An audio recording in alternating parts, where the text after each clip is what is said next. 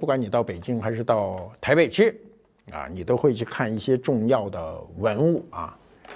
到台北故宫啊，按理说2个不太重要的文物变成了今天的人气国宝，就是去的人都要看这个啊。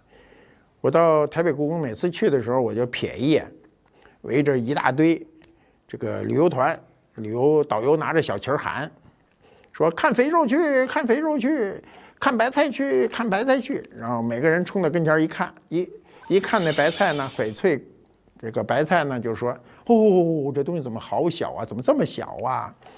然后一到肥肉那儿一看，哦，这东西好像啊，好像。哎，你想想他的这个对艺术品的一个判断，无非就是一个尺寸，一个像与不像。我们今天啊进故宫呢，到门口买张票就进去了啊。方便的话，网上都可以买票。那么在不到100年前啊，故宫叫紫禁城，那时候你是进不去的。北京故宫博物院正式向社会开放的时候是1925年10月10日啊。这个当时报纸上报道呢说万人空巷，为什么万人空巷呢？大家都要去看。在这一天之前啊，作为平头百姓，你没有机会进入紫禁城，进城嘛，对吧？你是不许进去，除了皇上跟有相关人员，剩下的人都进不去。那么到了1925年10月10号这一天，紫禁城改名叫故宫博物院，向社会开放。那么去了多少人呢？当时预测这2天得进10万人。我们今天10万人都是庞大的一个数字，那在民国的时候那就不得了了，这个人流如织啊。这个第一天进去2万多人，第2天进去3万多人啊，这一共进了5万多人。那么故宫开放以后啊，蒋介石还进去过啊。蒋介石进去以后，他还是为故宫第一个捐款的个人啊。蒋介石进去以后，就当时易培基陪着他嘛，他就说：“哎，这故宫博物院怎么这么破旧啊？”然后易培基就跟他说呢，说这个年久失修啊，这宫殿也得需要修，没钱呢，这个蒋介石就说我捐点吧，就捐，说我捐点，这个一张口就说我捐他10万大洋。然后呢，这个易培基呢，他作为故宫院长呢，他不把这事儿当成假事儿随口一说，他就当真事儿，他就去了后圆寺这个蒋公馆，直接就去拿钱，说这个委员长这个要捐10万大洋。他那个总管啊就说委员长他没这么多钱，他怎么张口就跟你说10万大洋？说现在账上就剩4万大洋了。那么易培基说4万就4万，你先给我吧。这样蒋介石就成为了第一个为故宫捐款的人。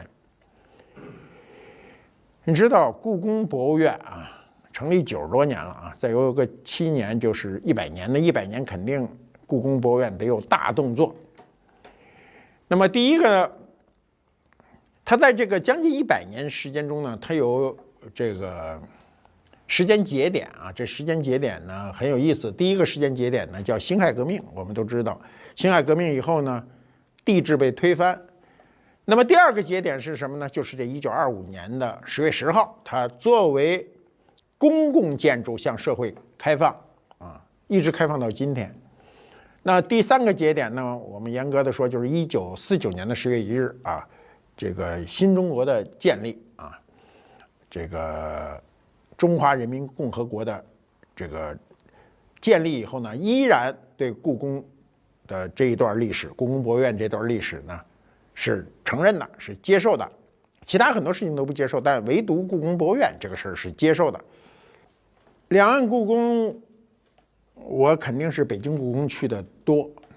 北京故宫去过多少次，真的记不清啊。从很年轻的时候就去，我曾经有一段时间，差不多1礼拜得去2、3回。我那时候去北京故宫的时候呢，最大的好处就是人少。故宫是一年比一年人多啊！我当年年轻的时候还喜欢摄影，拿着个照相机，特别愿意在故宫没人的时候去拍摄啊。我最早去故宫的时候，那个买门票都是2毛钱还是5毛钱，记不住了。那时候呢，就这2毛钱也不想花了，就去找熟人嘛。人说你哪儿来那么多熟人呢？我告诉你啊，这熟人很简单，一回生二回熟，你就跟人家聊天，慢慢不就熟了吗？熟了以后呢，我在故宫博物院里好多部门都认识人，去了就找人啊。一说找人呢，门口填一条，那时候叫会客单，填一会客单就进去了，进去就没找这人。一开始呢是在故宫都逛够了，然后去找这熟人呢，签个字儿就出来了。后来呢一看他签那字儿我也能写，所以进去呢，里头转一圈以后自个儿模仿着签个字儿就出来了。那时候故宫博物院呢，由于没什么人参观参观的人很少，所以管理也比较松。我记得我那时候最爱去的时间往往是下午，下午呢进去的时候呢。去参观很多想看的地方，一定是没人的。我过去都讲过你比如我最喜欢进的陶瓷馆呐，这个玉器馆呐，有时候进去就你一人，就你自己。那灯光呢也不怎么明亮，不像现在展出的效果特别好，起码有气氛。那时候也没啥气氛，那灯就是那么都不好好亮着，有的那灯嘣叭的还乱闪着，你看着很难过。但是架不住我喜欢那东西，所以呢。就每一件东西就死盯着看盯着看，拼命的锻炼自己的记忆。就是你看这东西的时候，如果你有意识的去记它，然后你离开它的时候，你有点模糊，想不清楚的时候呢，你下回再去的时候哪儿想不清楚，你再看哪儿，慢慢就对好多东西就非常的熟知，是吧？所以那个年月呢，我想也过去了，我都这岁数了我那时候真的是年轻，在这个故宫里待一天特高兴，人不轰不出来不管坐在哪儿，坐在一个犄角旮旯，看着整个这个皇宫，感受那种气氛。故宫没人的时候，你一个人坐在那儿，你真的是能够跟古人沟通的。那么到台北故宫就不一样到台北故宫去，那不用问，都是奔着东西去的不是奔着东西去的，是奔着看东西去的。那奔着东西去的就有问题了。你比如他做汝窑展的时候，我们都知道台北故宫是世界上汝窑收藏最多的这个博物院它有21件，全集中在那里，传承有序，看起来特别的过瘾。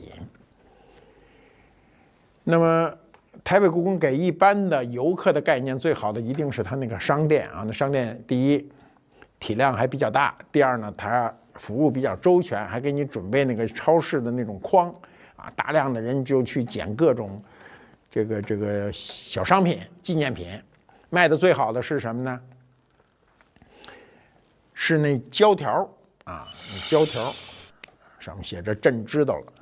我就不知道这些人买这些胶条，他们家怎么有那么多东西可粘他粘什么？我不知道。不管每个人出于什么目的，你去博物馆，你一定受到中国文化的熏陶我们知道台湾是祖国领土不可分割的一部分。两岸故宫呢，有机会去看的时候，感受各有不同。我们有一个小小的希望，就希望两岸故宫以后每年呢搞一次联合大展，让我们看看这些分散了的兄弟在一起的感觉。我们今天说故宫博物院呢，一般的来说呢是指2个是指我们的北京故宫博物院和台北的故宫博物院。其实这个从某种意义上讲，过去皇上的行宫也可以称之为故宫，比如承德的避暑山庄北京的颐和园这些呢都可以称之为是故宫故宫的就是过去的皇上的行宫的简称叫故宫。那我们到底有几个故宫呢？要严格意义上讲，以正宫而论呢，某种意义上讲是仨，因为呢，沈阳还有一个故宫。北京这故宫对于当时的满族人来说对于爱新觉罗家族来说呢，有点像这个农二代，就是你在过去在农村自个儿有房子，后来进了城呢，发展的很好，挣了钱了，又在城里买了一套房子。那当然了，今天我们台北还有一个故宫博物院，这有点像上学、旅行，或者说出国发展，在国外又买了一套房子。反正这3个故宫啊，沈阳故宫最早，北京故宫其次，再次就是台北故宫。我们有3个故宫。那么这3个故宫是有区别的啊。头2个故宫，沈阳故宫和北京故宫呢，是2个著名的宫殿建筑群啊。沈阳故宫又称盛京皇宫，它距今已经有400多年了啊。它虽然没有故宫的年头长啊，它比这个故宫的年头差不多少了200年啊。它始建于呢后金啊，天命10年是哪年呢？清朝啊，进京是1644年。那么它是在这之前20年，大约在1625年啊，它就开始兴建于盛京的这个皇宫。清朝入关前呢，它这个皇宫呢就已经都盖好了，它的就在今天的沈阳。迁都北京以后，沈阳的这个故宫啊，就盛京的皇宫呢，被称为陪都宫殿、留都宫殿啊。什么叫陪都？过去啊，为了国家安全，它的首都呢，往往搁一个副都啊，就是在紧急情况下，它可以换一个地儿，依然保全这个朝代或者说这个国家。那我们现在就统称为沈阳故宫啊。沈阳故宫也是我国仅存的2大啊宫殿建筑群之一。它的面积虽然比北京的小很多啊，北京的故宫建筑面积有72万平方米，沈阳那个呢，是北京故宫的1/12，它只有6万多平方米，6万多平方米也很大了啊。它的古建筑大概有114座，有500多间房啊。到今天还是保存的挺好的。我去过啊，我去过不止1次，我去过大概现在想想有4、5次。当然你在北京故宫如果经常逛习惯了，你突然到这个沈阳故宫去，你觉得这故宫个儿太小。可是如果你没有来过北京故宫，你直接去的沈阳故宫，你就觉得那宫殿群已经很大了。那么沈阳故宫呢，在1961年的时候已经被定为国家第1批重点文物保护单位了啊。那么到了2004年呢，沈阳故宫呢又作为明清皇宫文化遗产列入了世界文化遗产名录。那么老有人问啊，就问一个问题，这问题是什么呢？就说这个北京故宫和台北这2个故宫哪个更好一点？我觉得这个问题问的就不够机灵，这个很难比。你很难说哪个更好啊，我们可以说哪个更有特点，或者说各具什么特点。那么以中国古代建筑群而言，这个不需要说，北京故宫博物院呢，它是在明清2代的这个皇宫这个宫殿中建成的啊。北京故宫博物院啊，它利用的就是明清2代的这个皇宫的宫殿群。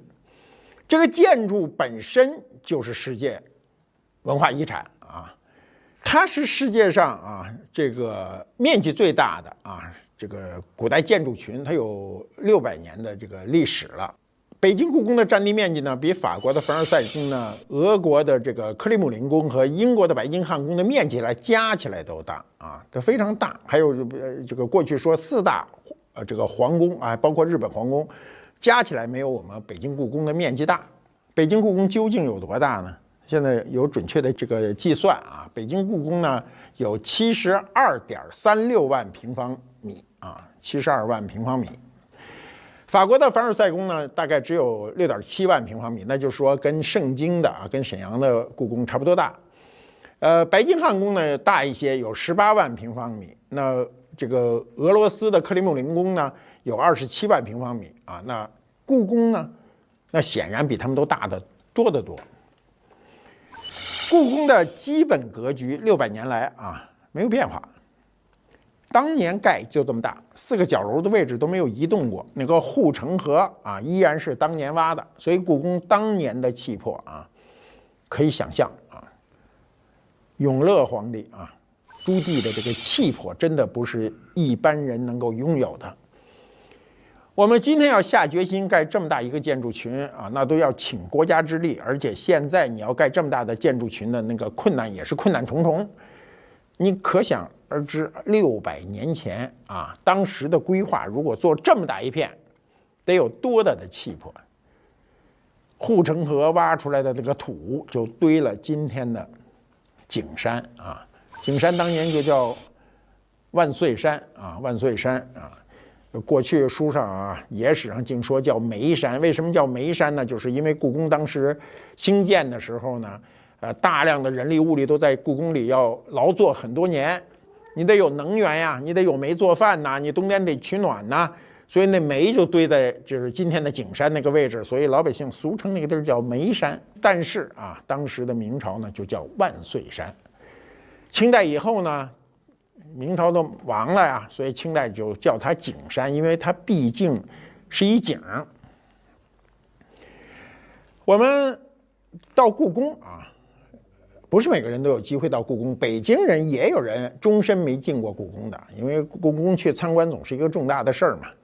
到故宫去呢，一定要想办法去登一下景山。尽管今天景山公园跟故宫呢不是一个单位，就换句话说，你得买2次票啊。但是一般人都会从南侧进故宫，从北侧出来。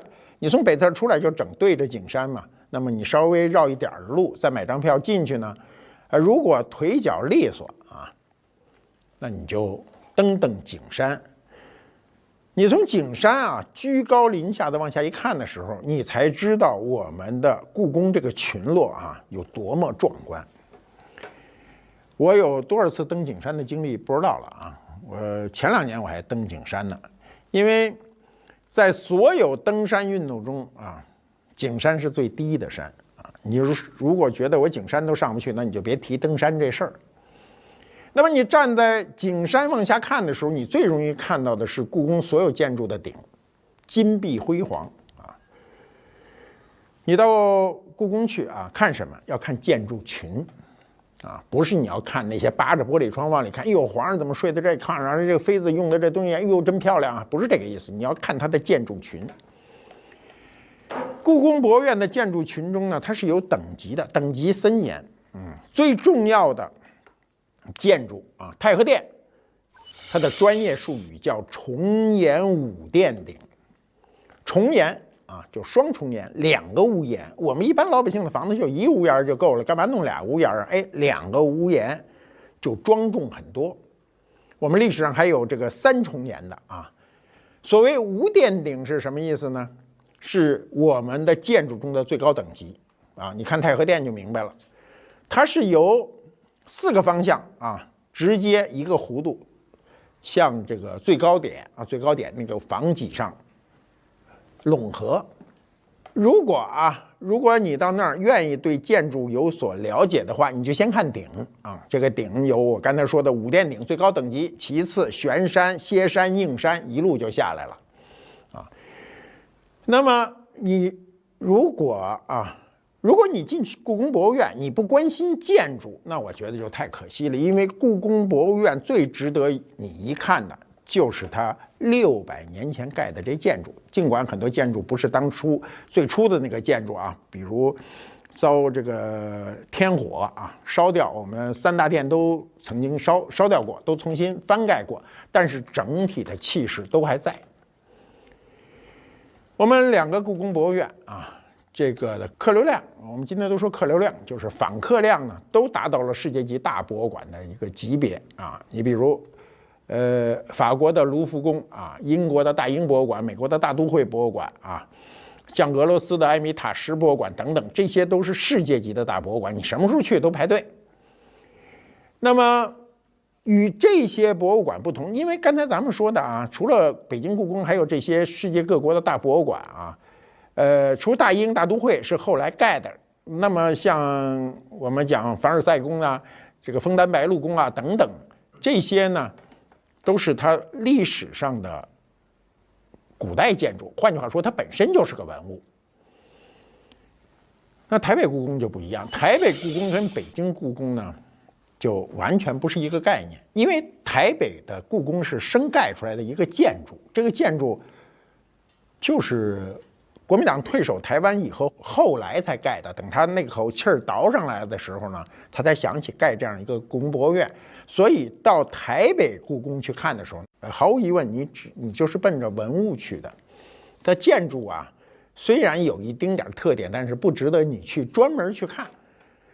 那北京故宫就不一样，北京故宫你要来，你就专门就可以看建筑，那建筑你就不够你看的。我们过去啊，中国人做的这个博物馆呢，比较关注的是自我的文化。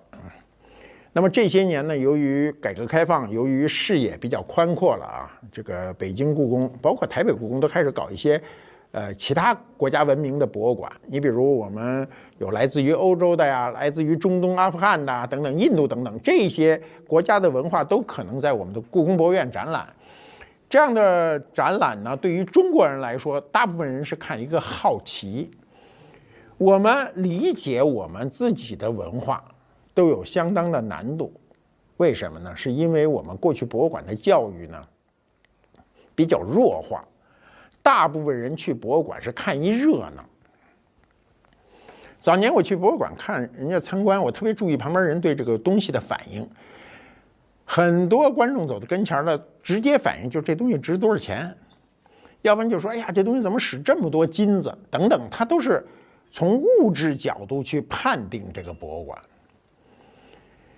他不会从精神角度呢去想啊古人为什么把东西做成这样啊，这个东西在精神上对我们有怎样一个启示，他不太关心这个，关心的老是物质上的东西，老说哎呀皇上他们家怎么这么多好东西啊。这是大部分人初次进博物馆的一个感受。我们现在已经把自己的文化当做一个必修课啊。过去我们的文化不是必修课，我年轻的时候这文化都是拿来批判用的啊。今天呢开始去学习我们的传统文化，所以今天去博物馆的人就越来越多。你比如我自己就有这感受啊，我们观复博物馆，不管是北京馆还是上海馆，每年的人啊参观的人数都在增加，而且以30%以上的量在增加，这是过去看不到的。我曾经，你想我做博物馆都20多年了，早期时候博物馆每年的人数差距并不是太大，但这些年就不停的在增加，年轻人变得非常多，而且很多年轻人直接就对文物产生极大的兴趣，这在过去是看不到的。那么故宫博物院由于它成立的比较早啊，故宫博物院再有个7、8年，它就整100年了啊。那么故宫博物院呢，如果用我们一个中国的成语来描述它呢，它有点命运多舛。因为它成立于呢民国初年啊，那时候民国才10几年啊，故宫博物院就成立。成立以后呢，整个在民国时期，这个中国的社会比较动荡，啊，除了军阀混战，再有就是整个的日本侵华战争，时间比较长，所以为了躲避战火，故宫博物院呢就经过那当时都是顶级学者的这个筛选，就成立了故宫南迁的一个委员会。当时这些专家全部都是1等1的专家啊，就是所有的人都是学者，都是明白人，所以去挑。当时故宫南迁的时候呢，是因为我们都知道啊，我们过去这个抗日战争是从卢沟桥事变1977年7月7号从这个时间算起的，现在呢我们把它推到1931年的9·18。你知道1931年到1937年中间还有6年呢。整个日本侵华战争的那个态势是越来越大的，所以在这期间，这个很多人就担忧啊，尤其学者们担忧说，我们的故宫博物院千万不能毁于战火，那怎么办呢？就要把好东西挑出来，把它想办法搁到一个安全的地方。中国人的传统观念都是这样认知的，觉得南方比北方安全，因为南方它就进入了中国的腹地。那么为了把这些东西都迁走呢，就做了很多标准箱啊，大部分是标准箱，还做了一些超标准的箱，因为你用一个标准箱，有的文物你装不进去。经过严格的拣选啊，时间长达数年，时间很长啊，并不是说一拍脑门子几天就把这事干了，不是，用了好多年的时间，把这个东西挑出来。这批东西非常好我们今天很多东西可以在台北故宫能看到。台北的故宫博物院呢，在这个国际上地位也非常高。那么我们如果从数量上讲，那不用问，北京故宫的数量呢，这个比台北故宫的这个藏品的数量要大很多。但是文物啊是这样，文物它的判定啊，它绝对不能以数量而论啊。但是你说用质量来论呢，质量有时候不能比。你比如你拿青铜器跟玉器比，玉器跟书画比，书画跟陶瓷比，这都没法比。所以我们既不能拿数量去比，也不能拿质量去比啊。您去台北故宫，然后研究吴镇的画，台北故宫的骄傲，因为我们存有它几十幅真迹，然后您经过认真的研究比对说，基本上都是假的，真的不多。这个结果，我觉得这个结果是掀桌子呀。我相信故宫应该疯了，他们就不再让我提画了。呀，就不让您去那儿研究画了，可是吧？第一个院长，我去的时候，他刚好是留德的，是我父母结婚的证人，在南京。我母亲是德国人，那么他叫蒋伯蒋福聪。他就说小虎，你说我们这儿有假画吗？我说是的。他说太好了，我们可以做研究了。你告诉我哪几张是假的？我说我其实在找真的，很少。他说那我们就有事儿做了。我说是啊，我们得开始做。后来下个院长看到我说，徐教授，听说你说我们故宫有假画，我说是啊，可是我说所有的收藏都有假画。他说你说我们有假画，那你这本书我们底下就不藏，我们书铺子不卖，就是我不欢迎你了。那么整个台湾台大、师大，没有任何学校请我去讲。你说我们有什么假话？没有人有兴趣。奇怪不奇怪？就是没有人有兴趣，没有同仁说你怎么讲的这么偏。我觉得我要跟你辩论。他们就是假装我不在。一年过了一年，一年再过了一年，真迹的确很少。那么我也就想过这个问题，实在很糟糕。可是，不糟糕的是有真迹在，这是第一。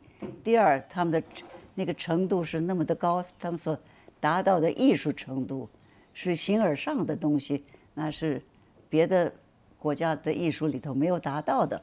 所以我也觉得蛮骄傲，我们至少有5张有这种东西北宋的，才5张，才5张that's big， 是呀，北宋。小虎老师的意思说，历代的这个皇帝收的时候，有的东西已经是假的，因为他在同时代已经有人做假画了。唐太宗，他要王羲之；乾隆皇帝，他要黄公望真迹啊什么这些东西。那么，你要一个已经死过了400年的画家非常难，所以他们就收集了这2个皇帝，要表示他们非常汉，他们懂汉文化，所以很多东西他们都是名人的东西，就盖了他们的章。其实以往对我们来说，这就是一个证明。乾隆御笔提过，乾隆盖过章，说这是北宋某某某的画，那肯定是啊，因为乾隆皇帝都提过。可是他是17世纪的人了，18世纪的，他怎么懂？因为我们比较认可，就是比较崇拜古人，又崇拜皇帝这种比较高阶位的人等等，就很多很多的崇拜在里头，其实是跟这个东西本身没有什么关系了呀。他的权力大，可是他的知识不那么大呀。这样的猜测不是很有意思吗？即便在学术讨论当中提出一个不同的这个意见，这很有意思。但历史是已经有定论了，你一到那儿就把桌子给掀了。很多在艺术史上不是也有这样吗？之前他们说那幅画，那个国夫人那个游春图，最后发现里面那个男的主人公，对，不是我们就一直以为的，是另外那个其实穿着男装的，那个才是夫人。唐朝的那个叫张轩，是吧？大家都说哪个是虢国夫人嘛，都以为中间那女的是，后来就有人提出说，最前头那男的才是那位夫人。唐朝豪放女，她穿了男装因为她高头大马什么的，所以她是那个夫人。这个倒没关系，不管哪个是，反正都是猜的，然后不影响这幅画的价值。但是如果现在有一个人出来说，那幅画根本不是唐朝的，那是假画，那是明朝的，就疯了，我觉得就疯了，就是他干的是这事儿，所以大家都疯了。well 是啊，有点难，是啊，所以比如我可以看到迪奥有假画，我坐在这个Alte Pinakothek 呀，在 München， 就那个 museum 没有墙，没有玻璃的，你可以摸这个画，所以我坐在那儿看呢，这个 Dior 就有他一共有5、6张吧，2张是真的，别的不是。哦，你也是同样用这个笔墨的分析法看吗？呀，啊，这个不光看中国的山水，看国外的画。是吗？看国外的画也能看吗？这个方式？那当然更简单，简单多了。哦，他画的不对啊，那你假如是1515，你可以画这么复杂的头发，那你1517怎么可以画的那么笨的手，那么难看的脚，不可行的。他们会说，哦，这个颜色因为是他在意大利就换了颜色就比较淡，可是你这个 technique 不会退化吧？就是手指头不像手指头，脚趾头不像脚趾头，画的比较丑啊。对，王继先就说这个笔墨是一个人的，就是这个艺术家的 voice， 它是他的声音，就像我们脸在画，你画成什么样，但是你的声音一出来就知道这个人是你。他觉得这个东西改不了。陈丹青说到您的时候，他说，其实他那个工作是极其漫长而艰苦的，他要把那些画一笔一画的笔墨，那些笔墨无数幅，反复比对、研究、测量，然后确定真伪。那是啊，那是极端沉闷和艰难的一个工作，不是一个直觉而已。其实你是必须要对洗眼睛，不停地看，不停地分析。对，所以他说 But it's fun， 因为你在看笔墨是非常有趣的事情。你会发现东西，你会感动啊，其实也就是好玩啊。所以做我那个功课是我非常喜欢做的，所以半夜再看啊，或者晚上忽然想到一个东西，就把电脑打开再看，那是有趣的。因为我用不着交卷，没有人要求我证明任何东西。其实不是证明啊，我就是要发现到底是哪一个是什么呀，这样子。因为我从小就喜欢当侦探，现在我终于成了一个画画的侦探。是啊，对啊。说到小的时候，我们给您准备了一个小惊喜，跟您小时候有点关系。这个我认识，作为北京人我认识。你认识吗？哎，我认识啊，爱窝窝呀。对呀。好棒，从北京运来的。感谢你们。但是我不知道现在跟您小时候一样不一样，因为小时候的爱窝窝，我小时候的爱窝窝都是白糖芝麻馅儿的，现在很多爱窝窝都做豆沙馅儿。为什么？不知道他们是不是觉得豆沙馅好吃啊？他们就都变了，可能没有芝麻了。我比您更糟糕，我到昨天才知道，我一直以为是爱窝窝的那个东西是窝窝头啊！你这个南方人，你这个南方人，我一直以为那个东西是爱窝窝，所以我读您那一段，我想爱窝窝有什么好吃的？不就是窝窝头？你说像云一样，我说那不是黄色。我想吃就是那个白糖馅儿啊，白糖芝麻啊，是吧？白糖不要用大声音说。为什么？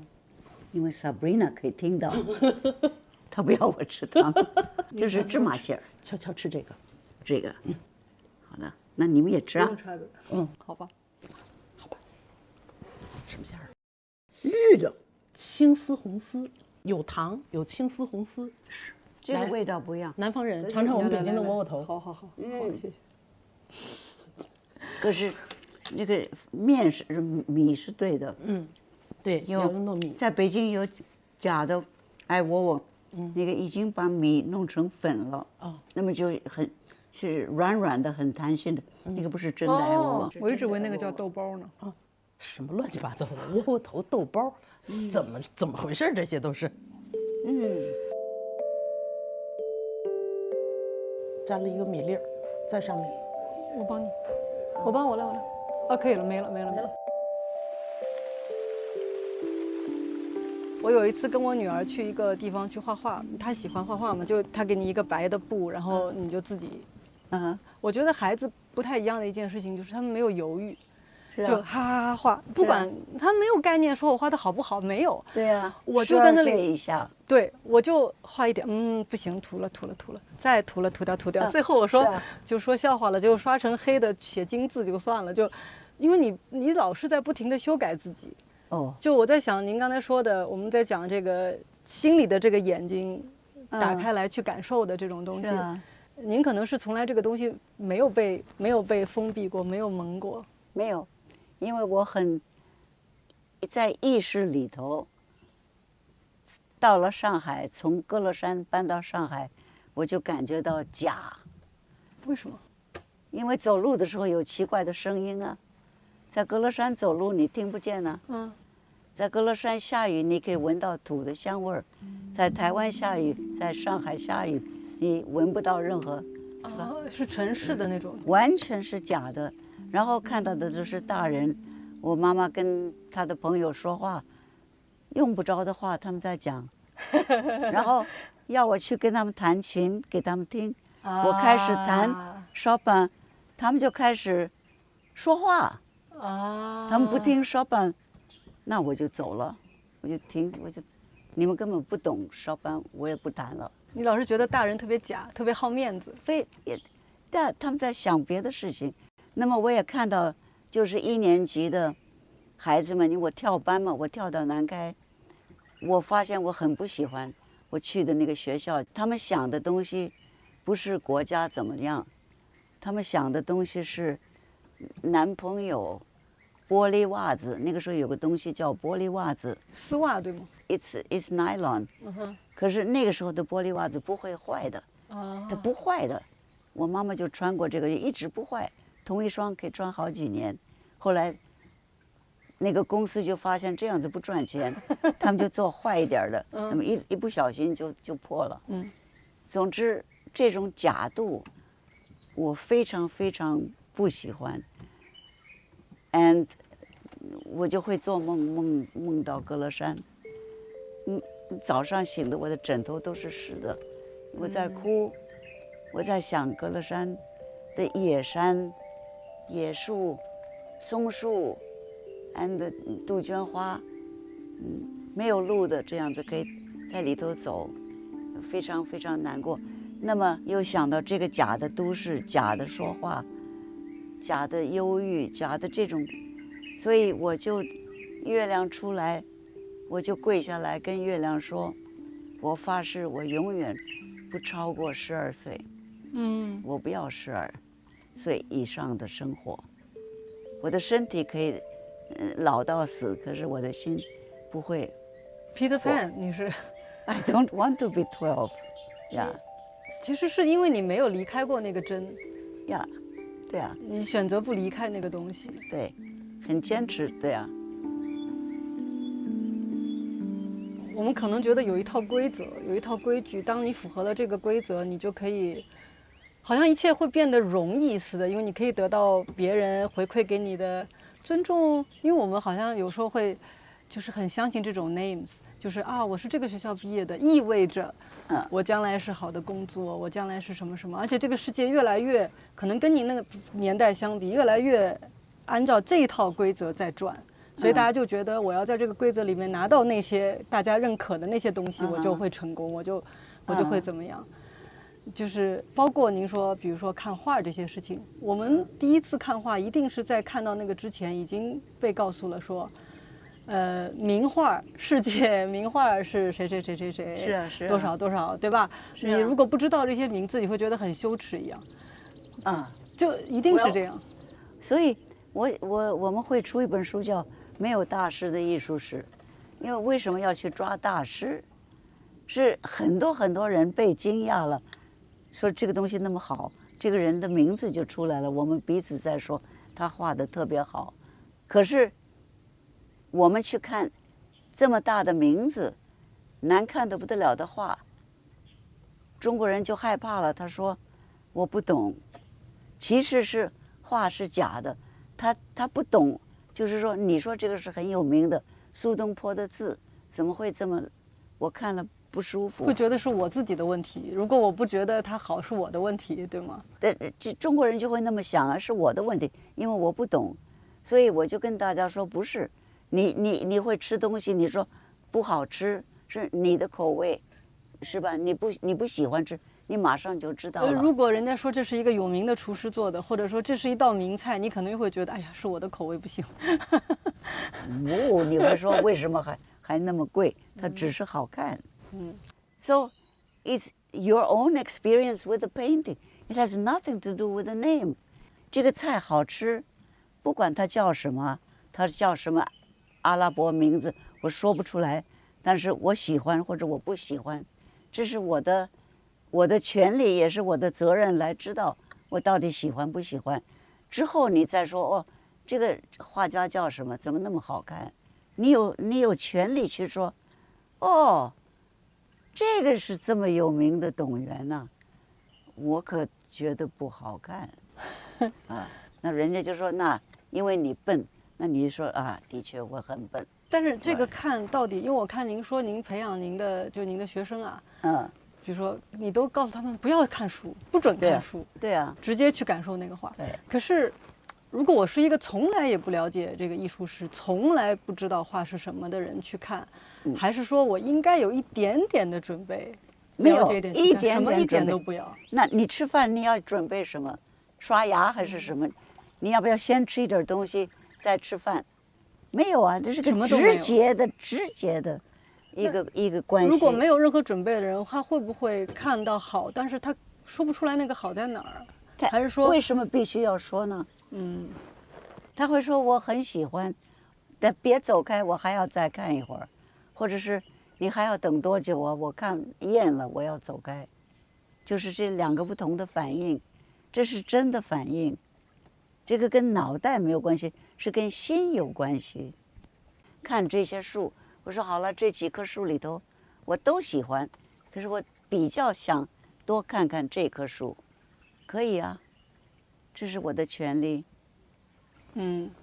你在做一个笨大人的问题吗？这个什么准备啦，什么有什么关卡？没有啊，这是直接的。你爱上你的丈夫，你看到了吧？昏倒了，他看到你，昏倒了，那是有人在介绍，你必须认识这个人，他那么有钱，或者是他那么没有钱，或者他爸爸是什么大官，不是啊？可是你还是读了那个艺术史啊，那不我是在学习。读错了，我以为他是活的，我以为他是 China and Art， 因为我那个时候不知道 Chinese Art 是死人画的，而不是我们要画中国样子的画。那么我们刚好就住在大学旁边。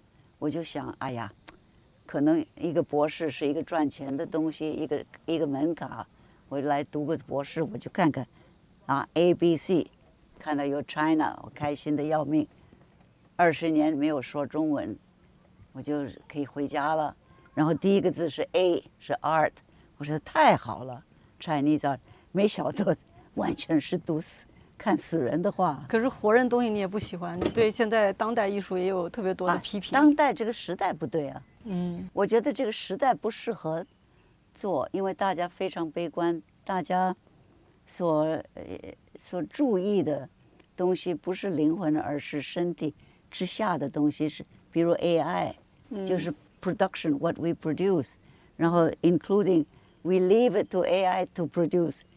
代替人了，就是人的代替物已经上台了，所以非常非常没有灵魂的世界。现在，我原来看这个当代艺术，有的时候就是很多人都会说看不懂嘛，你看一堆你想，然后我就会急忙去找旁边那个牌子解释它是什么。后来我实在看多了以后，我自己的一个感受就是说，这个好的可能就是说它不需要解释。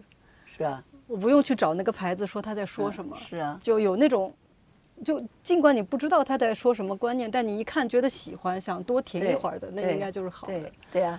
有一个人跟我争论说，那个杜尚放一个小便池在那儿，那有什么？我说对，但他会让你觉得惊讶呀，他为什么放？他也是一个惊讶嘛。然后你会去想，就是我的意思说，他首先得引起你一个直接的反应。是啊。可是那个杜尚那个东西，我不会停留太久。我认为就是笨学者，被他骗了，那个尿桶，我也就可以挂个尿桶啊，说杜尚的尿桶，嗯，是吧？不能再做第二次了。他是在 mock，我会有杜尚的名字在里头。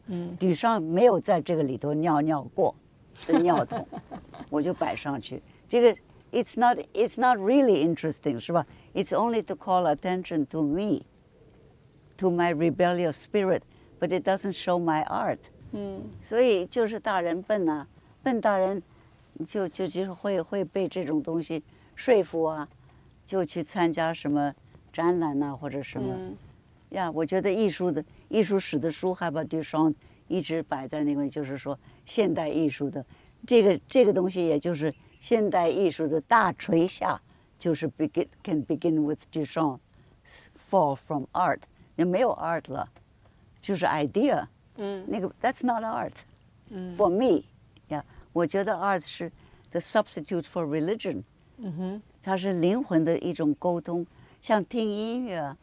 你听音乐会感动的流眼泪，然后你听完了这个音乐之后，你人完全变了，因为你听过了那个贝多芬 ，for example， 你听过贝多芬，你听过了巴哈，以后你就会成长一些。所以你的自己都意识不到，可能就是你会长，但这个长可能你自己都不知道。你有过这个经验，跟没有过这个经验，你的世界观是不一样的。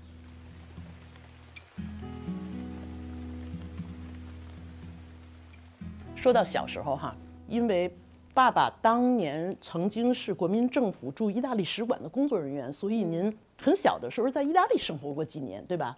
第二次世界大战爆发，很不幸，意大利跟德国和日本是一个阵营的，是中国对立阵营的，所以你们就得撤出那个使馆回国。您在重庆又过了几年少年的生活，那应该是中国历史上特别艰难的一个阶段。抗日战争，重庆是临时的首都，每天在承受着大轰炸，这个非常颠沛流离的童年，您觉得对您童年会有什么样的影响？在意大利呢，有保姆，有佣人，所以非常被监督。在重庆呢，我们住在歌乐山。我上学就是跟同学上学，同学们叫我杨婆子。杨婆子要用重庆话了，四川话杨婆子。因为我头发是有点卷嘛，又是有点红色。那我说我是中国人呢，我就是中国人。我那几个的轰炸了什么，大家要躲在防空洞的时候，我就溜出来，因为大家不知道我溜出来了，回到山上。你不怕炸弹吗？自己就从防空洞里跑出去？那有飞机啊，我在数日本飞机啊。那个他在找重庆，他找不着重庆，因为重庆是不是整个被雾盖住了，所以重庆被炸了，但是没有真的被伤害太厉害。孩子们都不害怕？没有，我们才不害怕呢。就是我感觉这种颠沛流离，就您刚才说有什么影响，我第一反应是呀，他学了好多国语言，学了各种语言。第二呢，我看您就是有些回忆哈，我就觉得，是家里2位大人，但都没怎么管你。爸爸工作很忙，然后妈妈也管不了，可能那种，他反而就是摆脱了那种管束。对啊。然后好多快乐是他一个人在路上数影子啊，一个人得到的一个很大的欢乐。就我看到他的这个回忆里面，明明是颠沛流离，但我感觉不到有苦难的影子。马路，我们回家的马路其实就是一个山径，那我们山顶底下就是山坡，那儿就有一块石头，在松树底下，我就会坐在那个石头上，就看山下，就看远远的沙坪坝跟嘉陵江，那个在太阳里头闪来闪去，你可以看到亮。所以一个人坐在那儿非常非常快乐。我就在想我爸爸，然后再听能不能听到他们的声音啊，就是好像整个世界是你一个人的。是啊，是非常好的。我认为就是每个家长应该给孩子一个他自己的空间，这个空间是不许进去的，就让孩子他们一到那个地方去，你们就不理他，就是让他在自己的世界里头活着。是非常重要的。我家里后面还有一块地，他们把那个炉子里头的灰扔到那个地方，它是一个山坡，那么所以这个上头有树有 vine 怎么说了？那个葡萄藤。藤，对，我就可以抓着这个藤就飞，像 Tarzan 一样。可是掉下来就掉到灰里头去，天哪！很山里的小孩才能那样呢。是啊，您真的小时候是个野孩子啊，是野的，对啊，是我一个人呢，我就在那儿想，我来打倒日本帝国主义，你当悠悠就打倒日本帝国主义了。打倒了，我把他们踩到水底下。一个勇敢小姑娘幻想出来的爱国主义。可是我们小时候也曾经像您那样，傻玩傻闹傻高兴，什么规则都不懂，也不会看人家的脸色说话。小时候都那样，但是慢慢的你得被规训呀。对，慢慢就驯服了。对，别人会教育你啊。你别听嘛。那不敢不听啊，你会觉得大人说的对呀。不听是有代价的。你比如说家长会说你这样，你叫人笑话，你一个女孩子这样。是啊，我知道啊。我说那么要打手啊，我就把手伸出来啊。你打完了，我还那样。对，可是我会很开心的把手伸出来。我来说，对啊，我们羡慕。It's like a payment。我的感受就是，我们羡慕小虎老师好像自由自在，很率真。这样的生活是有代价的。是的，是啊，他付出了这个代价。对啊，要受惩罚。他从小时候该挨打就自己主动去挨打。所以咱们现在什么样子？咱们因为我们没有付出这样的代价。他工作之后得罪完了人家这个地儿就不准他进去研究了，那个地儿就不给他出书了，那个学校就不给他那个学位了，就所有代价你都付出就完了。其实是一种选择，是一种选择。你自不自由，其实是你自己的一个选择。好吧，我们好像不太敢。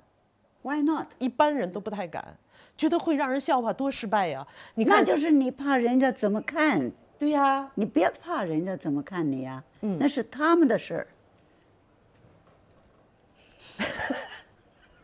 对不对？他们觉得我们不乖，他们觉得我们不好，他们觉得我们笨，那是他们的感觉。You are free to do that. Please do so. 我还是做我想做的，我不伤害你就好了，对吧？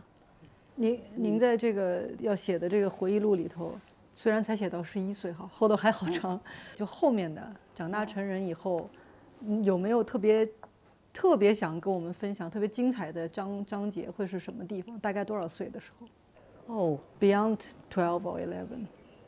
Well, I think at one point I spoke to the camera about 1987，因为那年我得到了人家说我得不到的博士。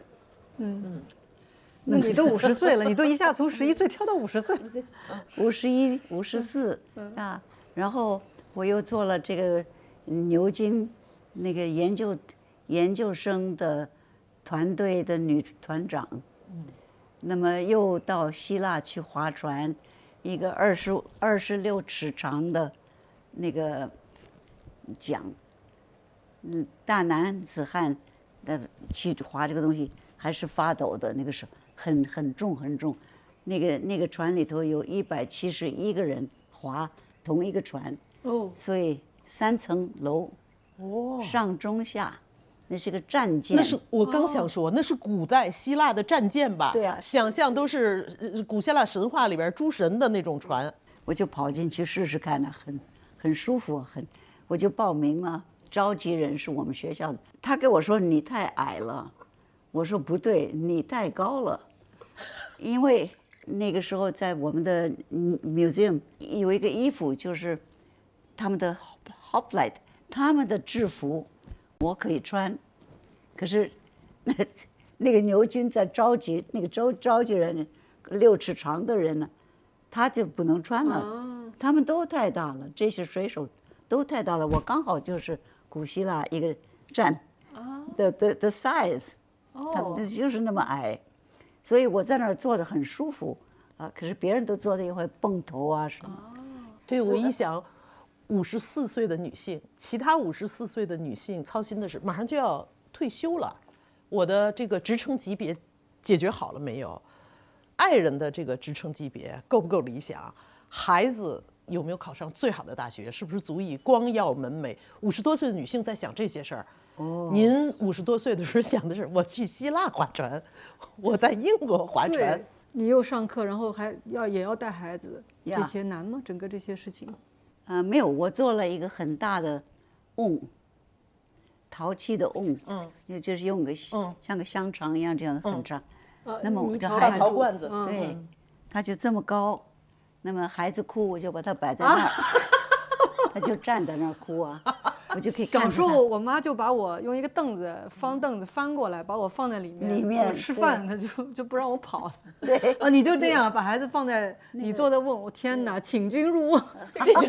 这就是艺术家妈妈，她可以做一个瓮，把小孩塞进去。然后呢，然后他很生气啊，呀，可是就是这样子吧。怀孕比较好玩啊，那个怀孕可以吃很多，嗨，然后也可以爬树，有 very energetic。为什么还可以爬树？怀孕不爬树啊？我爬树是因为我想做酒，啊？因去为采什么了？ apples 啦，哦，掉到地下的苹果，都把它带在很大的袋子里，去拿到一个地方去弄成 juice。那么再放进瓮里头就行。放在一个，我就买了一个 whiskey keg，就是做 whiskey 的这么一个大桶的木头，它的味道很香啊。对，然后在这个里头，你假设要做很好的酒，你就把这个 apple 摆进去，包括一些树枝，包括一些小虫，包括一些肉，还有一些肉。呀 ground meat， 就是肉糜，跟 fat， 就是脂肪的啊，用脂肪摆进去，然后能喝吗？哦，可好喝，好喝的不得了然后你还怀着孕，呀！怀孕之后，这个酒才好啊，不是要好几个月了。你这么摆这个，你把这个过程，对，正好就可以正好酿庆祝一下。酒。这也不是其他的孕妇干的事儿，酿酒和爬树。一般的孕妇不会为孩子降生做这个准备。所以您其实，在生活当中任何的时候，不管是做学生、做妈妈、做老师，什么时候，我觉得你好像一直没有放弃这个精神上的这个东西，那是俗世没有把你这个东西压过去。没有，是啊，那个是最要紧的，那是我们的灵魂啊。那您有碰到最难的事儿是什么吗？我特别好奇，就是你看着简直就是，遇山开山，就是什么事情都难不倒你似的。有最难的事儿吗？就是特郁闷，真活不过去了。我活不过去是要问的问题不是，故宫有没有假话，而是问有没有真迹，怎么找着真迹。我发现那个的时候我就发烧了，3天，然后不能起来。你是着急没有真迹是吗？对啊，就是这个问题是那么的严重。因为我在题画的时候就整个五代没有一个真迹，然后北宋真迹也很少，南宋真迹只有一个，元朝这4个大家就是很少。那黄公望的呢？有啊，富春山居。对呀，就是这么一就张。这一个呀，那吴吴镇镇的有3张半。对，然后倪瓒只有一个。倪瓒就一个。对。哦，倪瓒的画作不是说世间流传的很多？那当然了，因为明朝人说，我们在看江南人雅还是俗，是看他们家里有没有倪瓒的画。于是人只要均倪瓒大家一崇尚，对，假的就出来了。哎，这个老子有一个话就是特别高明，说这个事儿，就是说美呀，就是只要大家都觉得美，丝绸也马上变丑。我突然明白这句话了。后来有个奇迹发生了，王树就过来就说你要不要过来1个月？你是我们的设计师王树是吗？对。那么我们一起吃饭，3位建筑师，我就跟他们说，现在你们在这儿，你们可以看我们故宫有一个大展叫南宋，好的瓷器好的不得了的，南宋瓷器都出来了，的画也出来了，有一张是真的，你要不要来看？有一张是是就是他出来了，真的。他说你说有一张，我说是啊，跟别的完全不一样。他们就说哦，是哪一张？我说那我不说，看看你们找不找得着。王叔就说我不回去了，我明天我要留在台湾。所以第二天我们大家4个建筑师都跑到故宫，他们就找啊找，找了找不着。我说是那个展览厅，他们又找了，说找不着。我说那张是跟别的不一样，你要找一张不像任何别的。这些建筑师都找着书里头已经出过的东西都是假的，书里头出的南宋画，我认为都是假的。可是摄影师说是不是这一张 ？That was it， 他找着真迹了。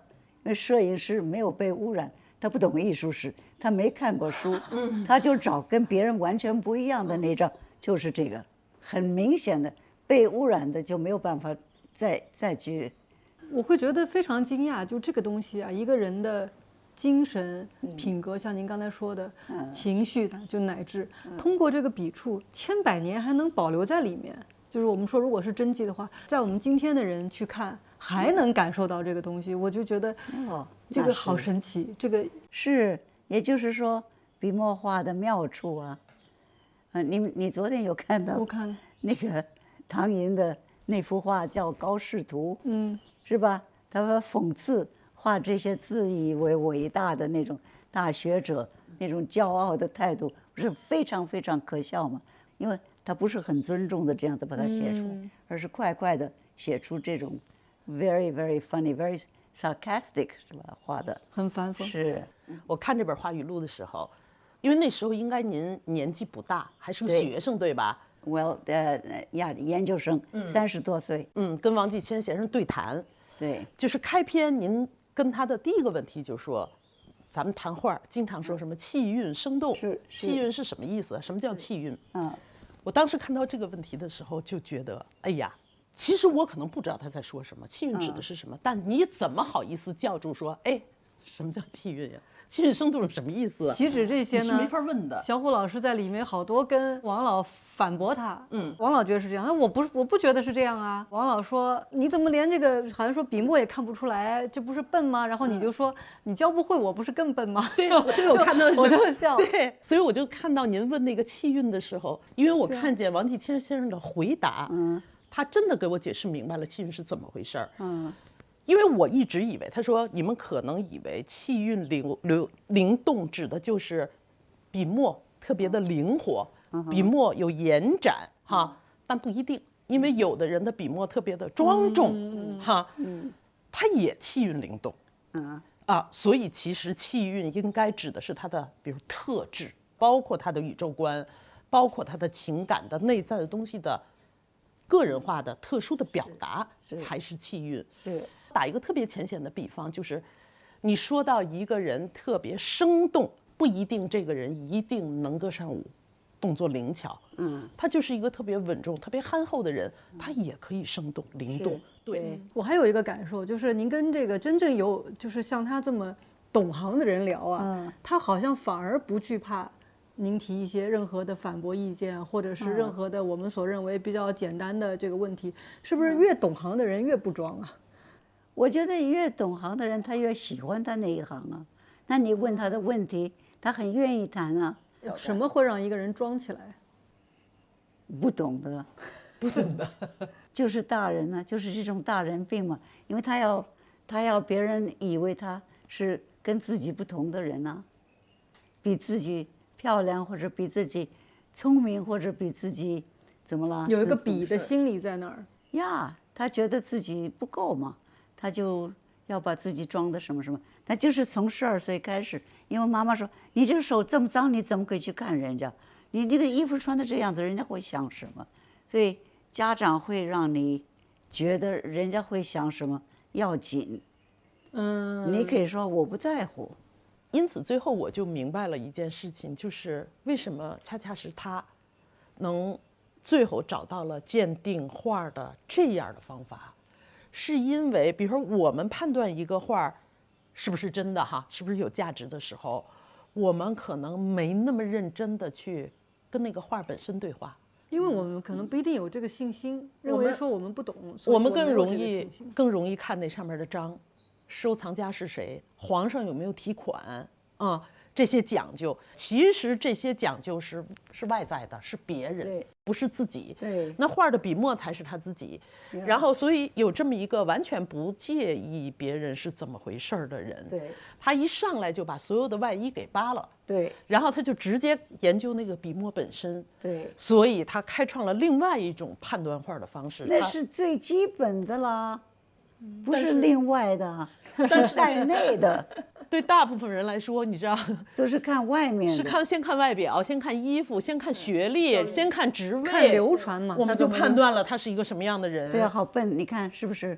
对，就小时候我觉得经历这个真的东西、见真的东西是特别重要的事情。是啊，他有真的体验、真的感受，而且有幸的没有被校正，没有被特别的没校正过来。对啊，那画儿也是，就是我们被社会化的过多了之后，失去了他的那种原本的特别敏锐的生命感受。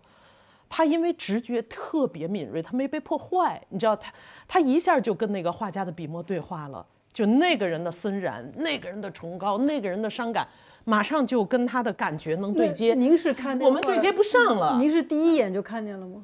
还是你会感觉到啊？我不是看到你我们就抱着了吗？我们为什么抱？我都不知道他的名字，我看他眼睛我就想抱他，就这样子啊，因为我感觉到一种气氛，那我感觉我喜欢这个灵魂，他也不拒绝我，他就把手伸出来了，我就抱了。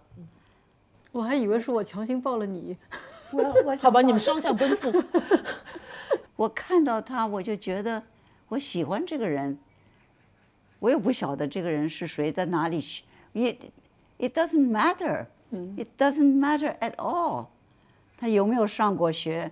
你是个扫地的太太，你是一个画家，你是个政治家，你是一个 president， 或者是你是个学生，就是你，我就是喜欢你这个本来面目。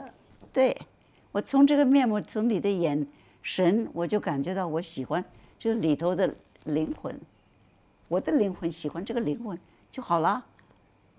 当然，您现在的这个生活状态我也很感兴趣。您现在在山里面清修，这日子苦不苦啊？就是怎么就可以一个人的生活做到很简单？非常简单，不一定苦。吃的东西一直是一样的，我也觉得无聊，吃来吃去就是这么一堆米呀、什么东西。但是尼泊尔人他一直是很快乐的，他穷得不得了，可是他在工作的时候呢，他会唱歌，然后他工作了几个钟头，今天的钱赚够了，他就不做了，他就说谢谢，我回家了。你说你不再做，他说我够了。我明天再回来。那中国人就说我这一个钟头可以赚多少，我就一直做到我很累。他们就是要快乐，所以他们就是另外一个标准。至于我自己的生活呢，你再问我是不是吃药，我这个心脏得吃一种药，有5个不同的，什么利尿啊，让这个脂肪低啊，什么东西的，这些药呢，我去查了，每一个药都会致死啊！在网上去看它的那个差点呢，每一个都是很危险的药，所以我就跟人说我要吃我的毒药了，是吧？那么可是这个东西是最好不要空腹吃，所以呢，我吃这个毒药之前呢，就吃一点东西，要吃早餐。有时候我来不及吃早餐，我就会喝一口橄榄油，或者是吃一大勺芝麻，不是花生酱，肚子垫一垫，然后我就可以吃这些药。那平常我们做的事情是跟翻译有关，新的做人的方式有关。我这次回去会有10年的工作得开始。10年的工作，就算一算，以我们以往的那个速度来算，大概还要10年才做得完。您在尼泊尔也并不住在加德满都这样的城市里，是吗？我住在城市里头，因为我那个房子倒了，就是还没有倒，它快倒了，就是土石流。我们从5月到10月下很大的雨。那么现在这房子本来前面有土地，现在前面没有土地了，就是有70米的悬崖。那么我们还没有办法把这个用石头把它挡土墙。您住在山边的一个快要倒的房子里，我就有人照顾您吗？没有，我就搬到城里去了。所以我就觉得大家羡慕这个小虎老师，觉得状态很好，90岁，实际上并不是他没有病痛，并不是他什么都跟我们不一样，而是说该付的代价都付。这个病痛啊，对该付的代价，这些在他来说不是个事儿。他从这个物质上，他没有很大的物质追求，所以也不烦恼。然后呢，更重要的是，永远有一个形而上，有这个精神的东西强大的支柱。人什么时候老是想想这个，他就别的眼前的事儿好像不像个事儿。给爱窝窝吃也很好，什么吃的都没有也没问题。是这样子。我觉得我们国家的绘画哈跟西方不太一样，别的国家他就是专业画家，就是那些画家就是画画的，他一辈子就画画。我们国家呢就是文人画嘛，文人一般还做官，同时他是官员，所以他们不是专业画师。我们有专业画师啊，可是他们被瞧不起、歧视，被认为是画匠不重要，对吧？对，这也是大人的笨惰。范宽那么伟大的画，他是抽薪水画的，郭熙也是抽薪水画画的，然后我们清朝的文人都是抽薪水画不会画画的人的画画。你的职业就是画，没有画画职业的画。我是一个画业余画的专业画家，是这么说吗？对，笨的再笨没有了，笨 square。你文人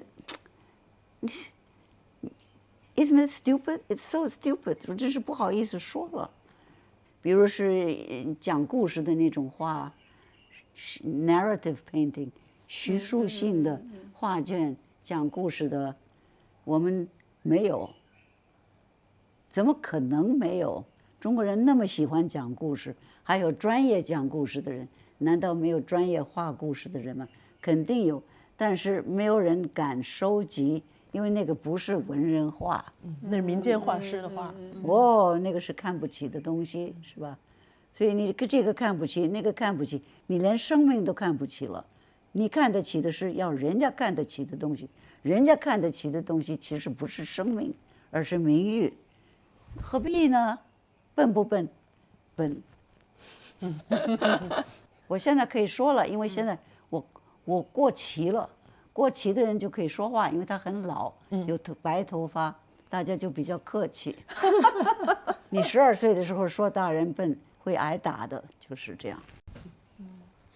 不过我还是想问一句，就是您觉得说看一幅画，您觉得一个人不需要任何的训练，直接看，直接去感受哈？对。但我不得不说，要不是听了您的讲座，比如说，就是那个范宽，那个《西山行旅》，是您让我注意到了下面那么小的人，然后我才感受到了那个山的崇高，那种森然。可能以前很多人告诉我这个话啊，你说你看画的多好，我真的没有感受到，是您告诉我去看那个东西，我才我感受到。那所以说，其实是不是还是得有一定的这个？你没有，你花的时间不够长，你没有看到他们，这个完全用不着任何人告诉你任何事情，你就好好的去看。你就慢慢看，把它看完了。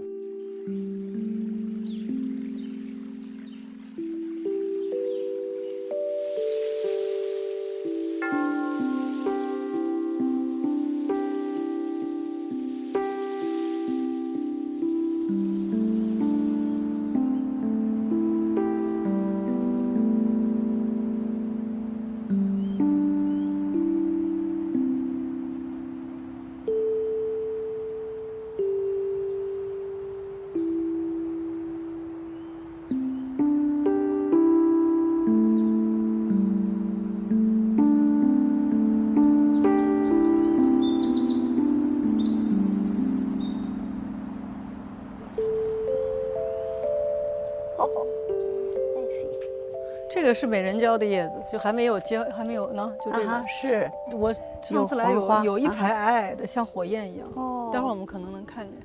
我小时候也是那样，我到一个学校，我首先要找一个角落，对，就是那个角落，就是我随时可以把自己藏在里头那种对那种地方。我也是跟老师们说，你要让每一个孩子有他自己一个角落，他坐在那儿的地方你就不许去，就是你就让他 that's the private place，那他有那个就好，应该的，要不然这种孩子一直靠别人，就会觉得孤独啊什么。他在谈恋爱的就会说我需要你，那么我跟女孩子说，有任何人跟你说我需要你，跑。